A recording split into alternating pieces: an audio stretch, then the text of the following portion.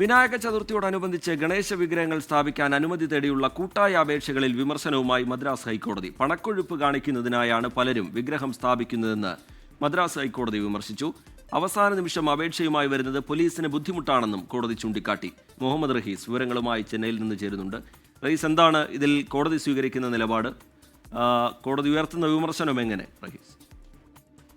ഈ വിനായക ചതുർത്ഥിയുമായി ബന്ധപ്പെട്ട് പ്രധാനമായിട്ടും റോഡുകളിലാണ് ഈ ഗണേശ വിഗ്രഹങ്ങൾ സ്ഥാപിക്കുക.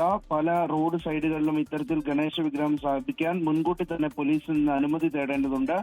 എന്നാൽ ഒരു സമയപരിധിക്ക് ശേഷം അപേക്ഷ തേടിക്കഴിഞ്ഞാൽ പോലീസ് അനുമതി നൽകാറില്ല. ഇതിനെതിരെ നൽകിയ ഹർജിയിലാണ് ഇപ്പോൾ മദ്രാസ് ഹൈക്കോടതി രൂക്ഷ വിമർശനം ഉന്നയിച്ചിരിക്കുന്നത്. ദൈവത്തെ ഇത്തരത്തിൽ ആയുധമാക്കരുത് എന്ന് മദ്രാസ് ഹൈക്കോടതി പറയുന്നു. പലരും പണക്കൊഴുപ്പ് കാണിക്കുന്നതിന് വേണ്ടിയിട്ടാണ് വിഗ്രഹം സ്ഥാപിക്കാറുള്ളത്. ആഡംബരം കാണിക്കാനാണോ ഭക്തി എന്ന് ഭക്തർ ആലോചിക്കണം. പലരും ആവശ്യം ഉന്നയിക്കുന്നത് ഈഗോ കാരണമാണ്. അതായത് ഒരു സംഘം റോഡിന്റെ ഒരു വശത്ത് വിഗ്രഹങ്ങൾ വെച്ചാൽ തങ്ങൾക്ക് അവിടെ തന്നെ വിഗ്രഹം വെക്കണം എന്നുള്ള ഒരു ഈഗോയുടെ പുറത്താണ് പലരും ഇത്തരത്തിൽ അനുമതി തേടുന്നത്. വർഷത്തിലുടനീളം തിരിഞ്ഞു നോക്കാത്ത ക്ഷേത്രങ്ങൾ വിനായക ചതുർത്ഥിക്ക് മാത്രം വൃത്തിയാക്കി വലിയ വിഗ്രഹങ്ങൾ സ്ഥാപിക്കുന്നുണ്ട്.